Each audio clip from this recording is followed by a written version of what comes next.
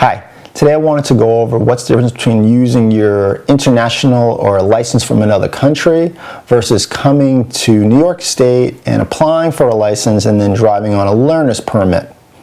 What happens if something happens to the learner's permit and it's suspended? Your privileges are suspended. Can you still go back and use your international driver's license? Why don't you come on into my office? My name is Larry Newman. I'm an attorney located in Ithaca, New York. I handle a lot of DWI cases and other traffic-related matters.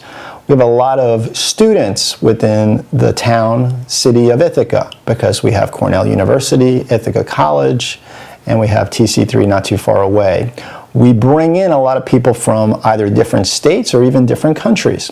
So I have people that I've represented that were from India or Pakistan or China or Russia, and they may be driving on an international driver's license first and then apply for a New York State driver's license. And at the point of time they apply, they just get a learner's permit until they get a full privilege to drive a car. What happens if they get suspended while they're on that learner's permit?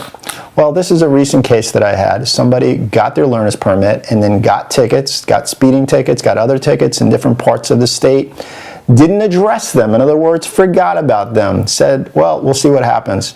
So they suspended their driving privileges in New York State. And I was trying to explain because they were sitting in front of me and they were able to communicate to me well in English, but they didn't understand exactly the legal process. They said, but I still have my license from the country I'm from. I still have my license from Russia. I still have my license from China. Can't I just drive on that? And I said, you've already made points, you've already moved to get a learner's permit in New York State, but even if you didn't do that, it has nothing to do with what you have. It has to do with what's happened to what you have. Anybody coming into the state of New York that drives in the state of New York that then incurs violations in the state of New York and doesn't deal with them is going to get suspended.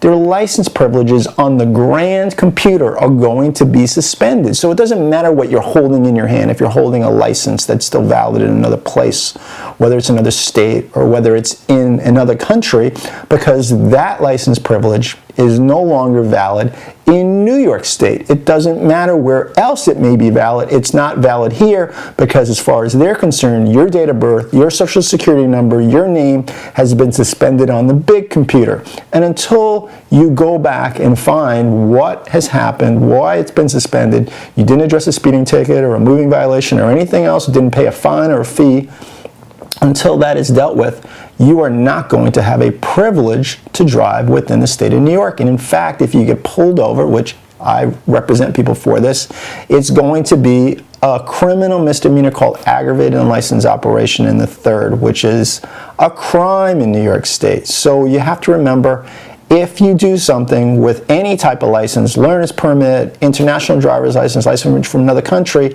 it's the privilege on the computer that counts, not what you're holding in your hand. If you have questions about a moving violation, traffic violation, aggravated unlicensed operation in the Upstate region of New York State, you got to give me a call, you can shoot me an email. I'll be more than happy to discuss your situation with you. And thanks for watching this video. The right is 40. You can see the difference. Yeah, in the size. Yeah. Now it's strike to 40. 40 miles an hour. Front antenna, sure, 40 miles an hour. So they're both there. Now I'm going to do them both together. I'm going to switch it over from speed close.